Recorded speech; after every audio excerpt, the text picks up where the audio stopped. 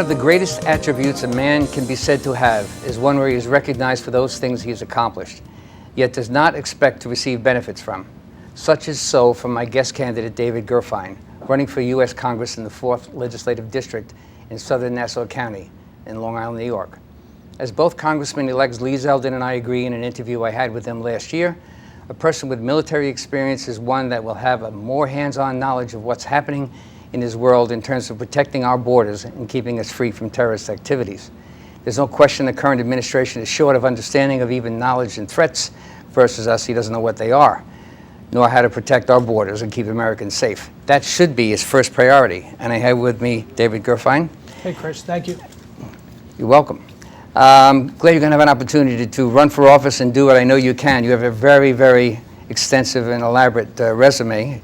Been in the Marines, a second lieutenant Marine Infantry Office. You've been in combat in, what was that, Afghanistan and Iraq? That's correct. Okay, you've been around. You were a Long Islander from way back, ran Great Neck South High School, yeah, born and raised, played football for them. You went to Syracuse also. Very, very elaborate resume. So, one of the things I'd like to ask is, what are the motivating factors that got you to decide to run for office? Well, I appreciate you asking that, Chris. And the reality is that I've had a life of service, and I come from a family that has a life of service. My father was a United States Marine who served during World War II. My mother was a nurse during World War II. Oh. And I was brought up at a very early age to make sure that we help others. And so I've been involved in volunteer organizations, Special Olympics, volunteering with Junior Achievement, various other organizations. So when I was 17, enlisting in the Marine Corps just made sense to serve our nation. And from there, I've served our country for over 25 years proudly, and left active duty to be a father and focused on being a father. And so the only thing that actually interested me in being a politician were basically the words of Babes, my young daughter, who is 8 years old now, when she was about 7 about a year ago. She looked up on TV and she saw ISIS harming people. And I came in and turned the TV off, and she says, "Dad, I thought you got all the bad guys." I said, "No, sweetheart, there's still bad guys out there." And she said, "Dad, you need to go get them. They're hurting people." Wow, that's a motivating factor. That was it. And that was the turning point, because I'd never wanted to be involved in politics before. And so I talked to my wife about it, and she said, "Let's go make a difference." And so we decided to run for office. I don't consider myself a politician. I consider myself an outsider who intends to be a statesman. And there's a big difference, because a statesman serves the state, serves the nation, as opposed to being self-serving and looking for advancements or continuous careers within the political realm. Why do you think a person with military experience might make a good politician? I think that people who've served, they understand selfless service. And this is something that is really important, because many people don't understand that when you get elected to office, that you're actually being elected to serve. You're there to serve the people, not to somehow be buoyed up by the people to continue your professional career or to get a pay raise or whatever it is that you need. People in the military, especially the United States Marine Corps, they have a different perspective on leadership. Leadership, as we often know, is as a pyramid, where the leader's on top and then everybody's below. In the United States Marine Corps and most of the armed forces, leadership's an inverted pyramid. The leader is on the bottom. It's selfless service, and it's an understanding that the leader's responsibility is to make sure success for the entire team. So it's the hardest working individual, but it's always a part of that team, and that the leader is not the one who comes up with the best ideas. The leader's responsibility is to facilitate success and make decisions, and to be held accountable for those decisions. And this is something that we learn early on in the military, is accountability and responsibility. And oftentimes we don't see that amongst politicians. We see people deflecting and not willing to take the responsibility for those hard decisions that must be made. Yeah, you have to take, as a leader, you have to take those responsibilities. Absolutely. Everything going forward, you have some part in. And you're a better leader when people are following. Am I right? Well, if you don't have followers, you're not leading. Okay. What is your vision of the word "One America" that I've seen in so much of your literature? Right.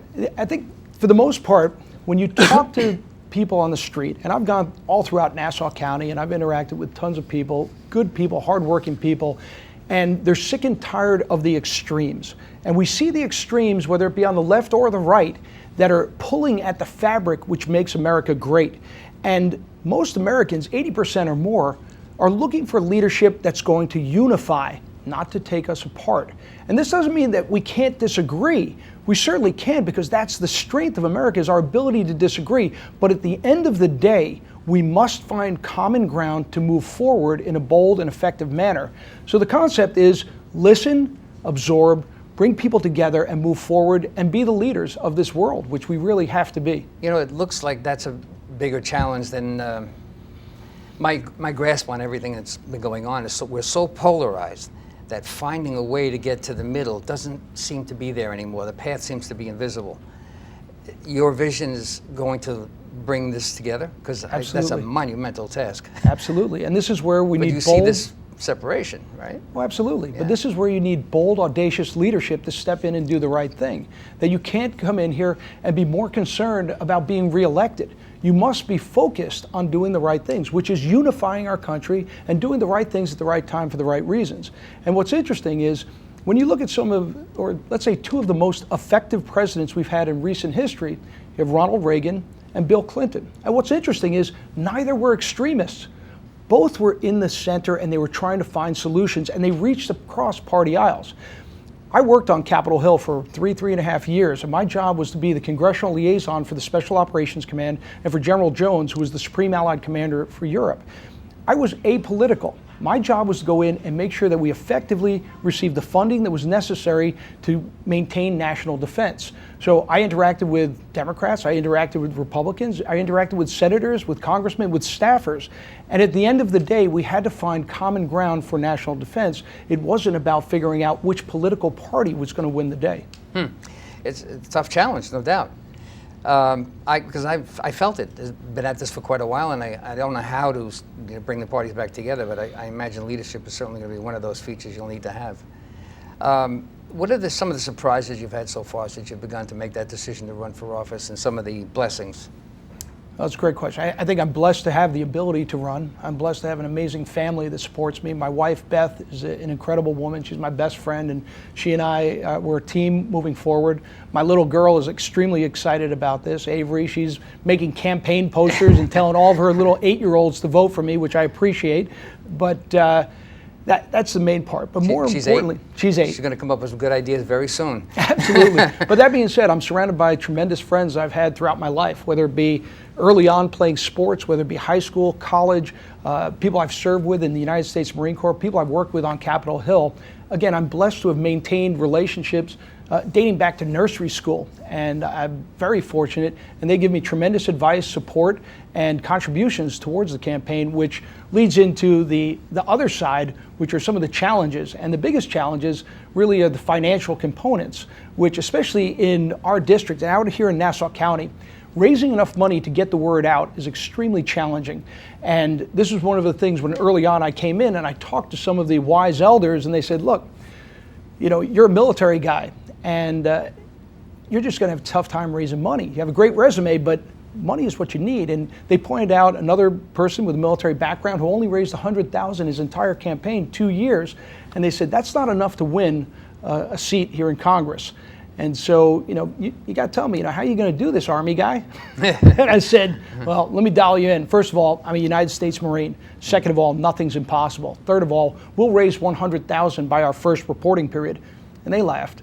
And we walked out, and I turned to my consultant at the time. I said, so what do you think? And he says, I don't know how we're going to do this. I said, why is that? I said, we have 3 months to raise $100,000. You tell me we can't do this? That is definitely, you know, well, a lot of money in a short period of time. Absolutely. And so we found out it wasn't $100,000 in 3 months. We actually only had, because we had just filed, we only had 3 weeks, which now I understood why they were laughing.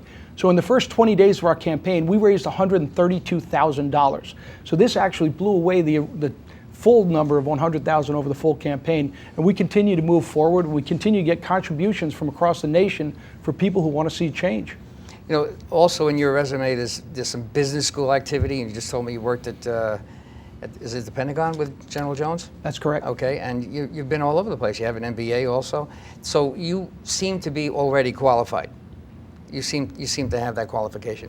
I don't remember knowing people who run for office other than maybe Lee Zeldin that had tremendous qualifications. Seems like the military persona is one of excellence. from the Marines or from maybe other branches, but there seems to be a drive to be the best, to be good, to be a good leader. That's a very important feature. What have you noticed about the current recent news and what's happened to the political environment at the moment? What has Obama done and not done, and what's happening since the recent events in Brussels? How does that affect you? You know, it's interesting. You talk about leadership, and we'll touch on that, and then I'll get into sort of the national defense aspects. Okay. One of the number one piece of guidance I give to my young Marines, my young officers, my young leaders is that you must be respected first. If you're liked, you're a great leader. But if you try to be liked, if you try to be popular before you're respected, you're going to fail. And this is where I think we see a failure at the top, where we have leadership which is seeking friendship, as opposed to leadership that's moving and being the leader and making sure they're setting the right tone and the right agenda. And we can see this played out with Islamist violence, which is probably the most telling indicator, because the majority of terrorism around the world is Islamist-based terrorism. And so when you have, even at the height of the Iraq War, a few thousand people around the world being killed by Islamist violence compared to the 32,000 or more that are now being killed, we're seeing that as the United States pulls back and has been told to take a less confrontational role against the Islamists, that we don't see them also pulling back, we see them moving forward. So this is where we as the nation, we must move forward aggressively and take a strong stand. And where we see that because we're so tolerant, we tend to be overly accepting. However, historically, we know that's not true, because we can be extremely intolerant to intolerant ideologies. And we proved that during World War II, and we wiped out fascism and we wiped out the Nazis.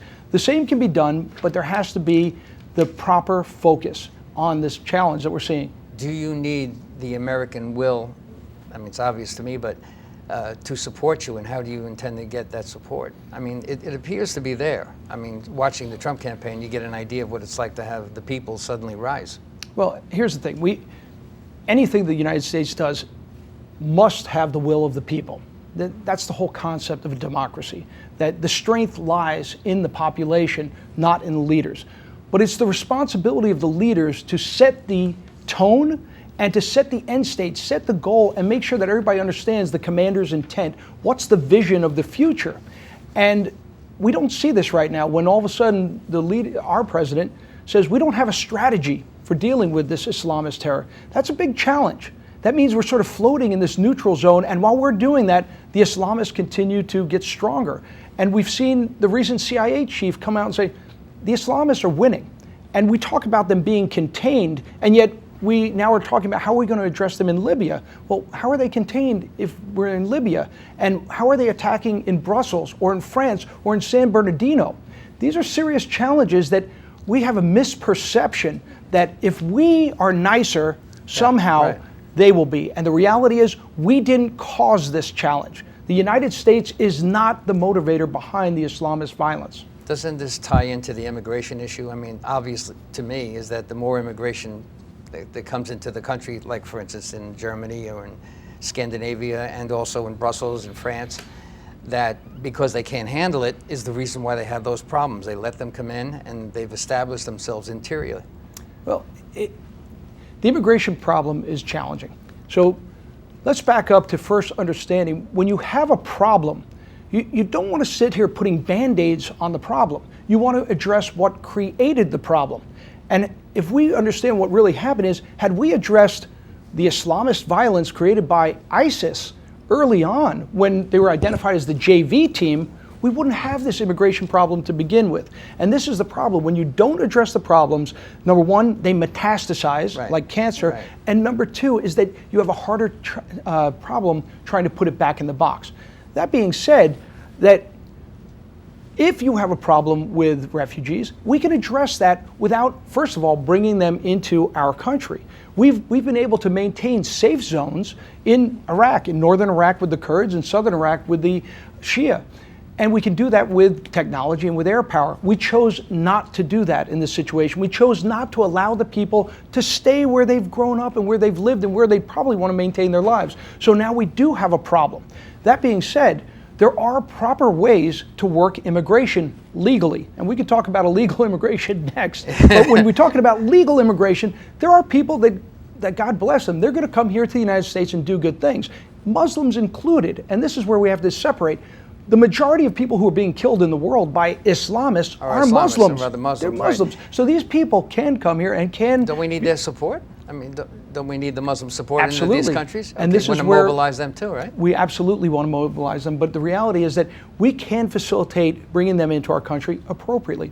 I was a company commander down in Guantanamo Bay, Cuba. I was responsible for the security against Cuban special forces that constantly tried to infiltrate our base.